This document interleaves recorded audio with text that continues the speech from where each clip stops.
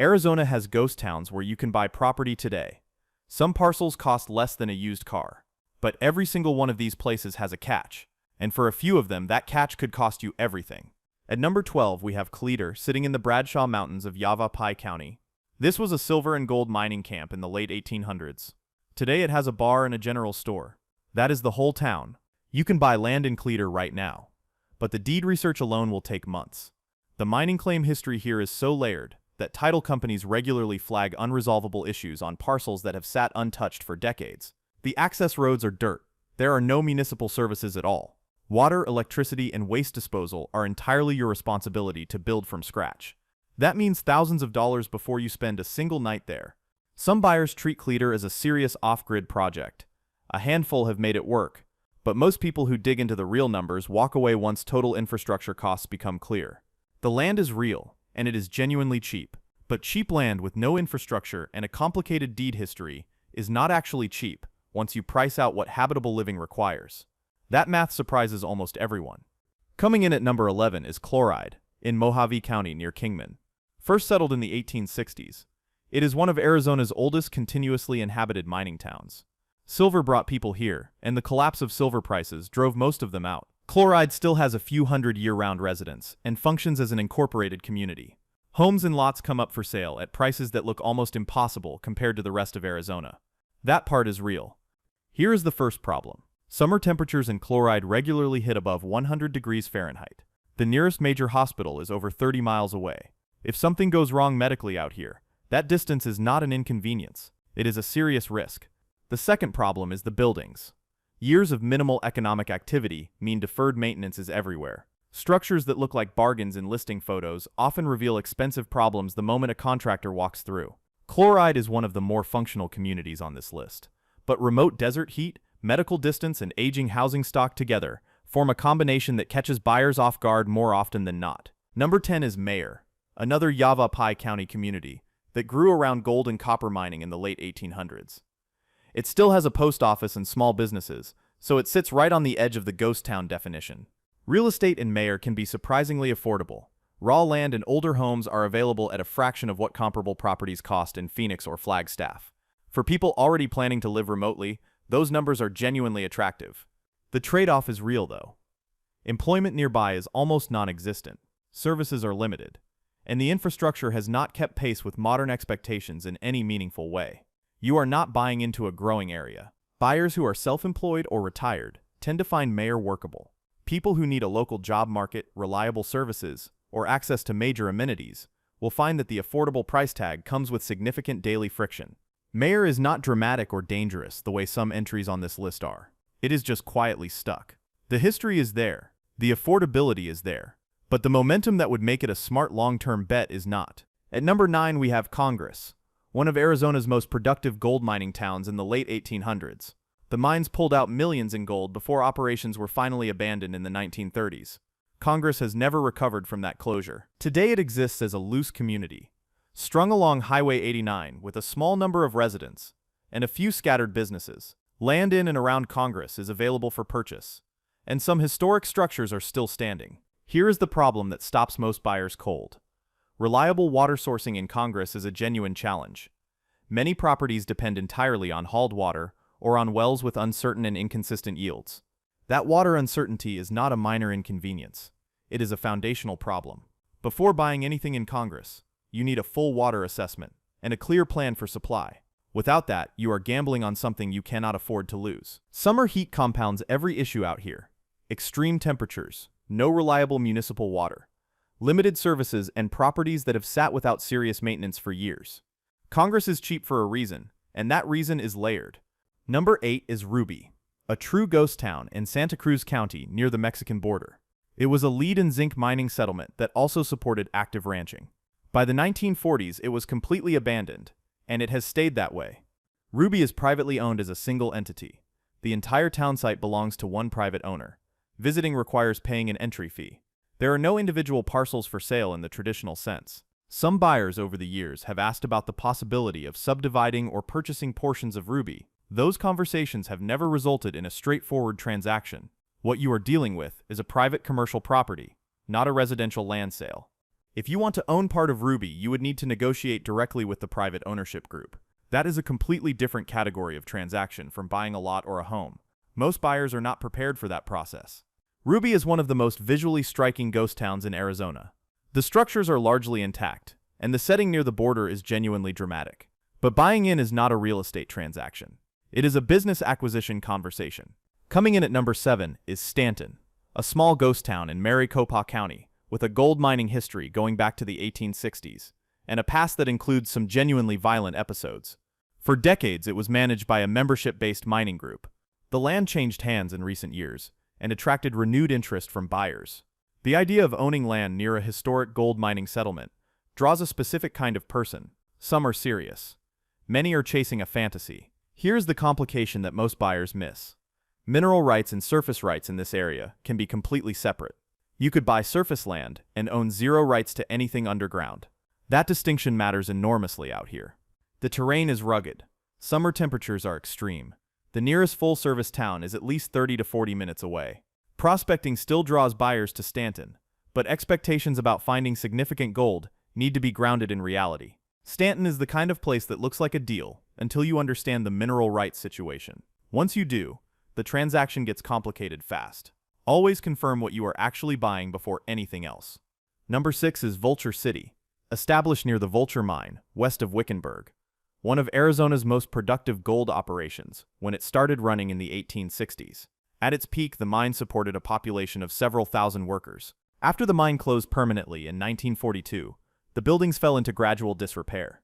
But many structures are still standing today, making Vulture City one of the most photographically intact ghost towns in the entire Southwest. Here is the catch for buyers. Vulture City itself is not subdivided into individual residential parcels.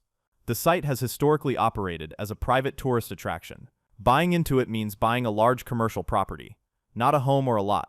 The surrounding Wickenburg area does have land parcels available nearby. Buyers who want proximity to the historic site without acquiring the commercial property itself do have options in that broader area. But if your goal is to own Vulture City itself, understand what that actually means. You are not buying a piece of history for personal use. You are buying a tourist operation with all the complexity that comes with it. At number 5 we have Oatman, sitting on historic Route 66 in Mojave County. Founded as a gold mining camp in the early 1900s, it thrived until the federal government halted non-essential gold mining during World War II, and the town never recovered economically. What kept Oatman alive is its Route 66 location, and a population of wild burros descended from miners' pack animals that now wander freely through town. Tourism is the entire economy here. Without it, Oatman disappears. Real estate does come up for sale in Oatman, both commercial and residential. The commercial tourism-related properties make more logical sense as investments given the town's entire economic structure. Residential buyers face a harder case to make.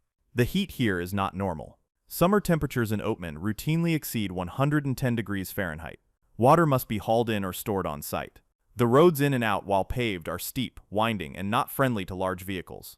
Oatman is genuinely charming, and it has real foot traffic. But the heat, the water situation, and the total dependence on tourism create a risk profile that buyers often underestimate when they fall in love with the Route 66 atmosphere. Number 4 is Tombstone in Cochise County, the most famous ghost town in American history. Known worldwide for the 1881 gunfight at the OK Corral and its silver mining boom, Tombstone is in a category entirely its own. Tombstone never fully emptied.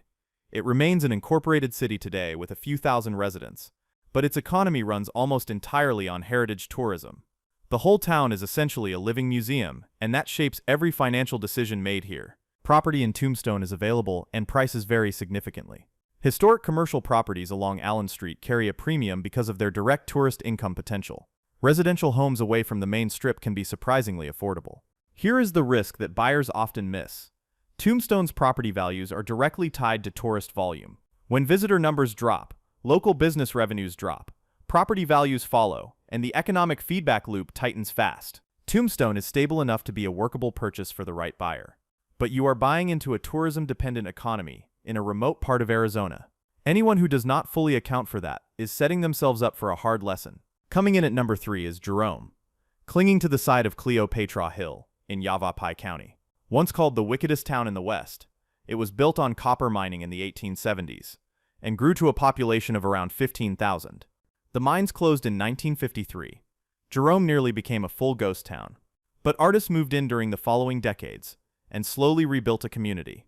Today, around 400 people live there permanently alongside a strong arts and tourism presence. Jerome is one of the most desirable ghost town real estate markets in Arizona. Its scenery, arts culture, and proximity to Sedona and Prescott Drive demand that most other historic mining towns cannot come close to matching. That desirability has a price. Properties in Jerome are significantly more expensive than almost every other historic mining town on this list. You are not finding bargains here. You are paying for location, character, and consistent demand. The terrain adds a physical catch. Jerome sits on a hillside, and some buildings are subject to ongoing ground subsidence. The narrow roads make large construction projects extremely difficult. What you buy may be hard to significantly modify or expand. Number 2 is Bisbee in Cochise County, once one of the most productive copper mining cities in the world. At its height, the population exceeded 20,000 people. After Phelps Dodge shut down the open pit mine in 1975, the decline was steep and prolonged. Artists and retirees started arriving in the 1980s and 1990s, and gradually turned Bisbee into something unusual. Today it has around 5,000 residents, active restaurants, galleries, and medical services. For a former ghost town, it functions remarkably well. Real estate in Bisbee is the most talked about in this category because it offers genuine urban amenities at prices well below most Arizona cities. That combination is rare, and it draws serious buyers from across the country every year. Here is the physical catch. Properties in Bisbee are built into steep canyon walls. Parking is scarce. Some homes are accessible only by staircases, not driveways. For some buyers, that is charming. For others, it becomes a daily frustration. Here is the serious catch. Mining-era environmental contamination is a documented concern in certain parts of the city. Buyers must conduct thorough environmental due diligence before committing to any purchase. This is not optional research. It is essential. And at number 1, we have Goldfield, sitting at the base of the Superstition Mountains east of Phoenix in Maricopa County. Gold was discovered here in 1892.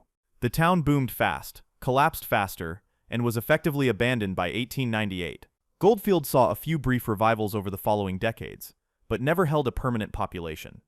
Today it operates primarily as a reconstructed tourist attraction along the Apache Trail. The history is real. The current town is largely a performance of that history.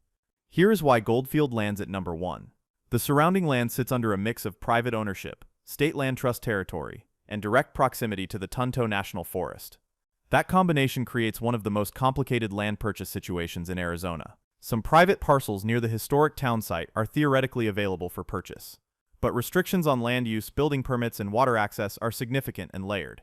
What looks purchasable on paper often becomes unpurchasable in practice once the restrictions are fully understood. The dramatic desert scenery and the mystique of the Superstition Mountains draw buyers in hard, but without a real estate attorney who specializes specifically in Arizona land law, committing to any purchase near Goldfield is a serious financial risk. So what do all 12 of these places have in common? The price looks real. The history is absolutely real. But the catch is always real too. Every single one of these towns is cheap because something significant makes it complicated. Water is the most common killer of these deals. Whether it is hauled water in Congress, uncertain wells near Oatman, or restricted access near Goldfield, water is the first question you must answer before anything else. Infrastructure is the second killer. No power, no waste systems, no paved roads, no internet. Building that from scratch costs money that buyers almost always underestimate when they first see an affordable listing price. Environmental contamination is the third. Bisbee is the clearest example, but mining-era contamination exists across Arizona's historic mining belt. Soil and groundwater testing before purchase is not extra caution. It is basic protection. Mineral rights separation is the fourth. Buying surface land without mineral rights in a former mining area means you could end up with someone else legally operating on your property. Always verify what the deed actually conveys. Tourism dependence is the fifth. Tombstone and Oatman look like stable communities until visitor numbers drop. An economy built entirely on tourism is fragile in ways that traditional real estate markets are not. The buyers who succeed in these places share a few traits. They research obsessively before committing. They hire specialized attorneys. They budget for infrastructure costs up front. And they are honest with themselves about what they actually need to live comfortably. Arizona has more ghost towns than almost any other state. Most of them are not on this list. Most of them have no buyable land at all. The 12 here represent a narrow window between abandoned and accessible that almost never exists anywhere else. The question is never whether the land is real or the price is real. Both usually are. The question is whether you understand every layer of what you are buying into before you sign anything. Most people who get burned skip that step. If you do the work, some of these places represent genuine opportunities. If you skip the work, the cheapest property in Arizona will end up being the most expensive mistake you ever make. The catch is always there. Now you know where to look.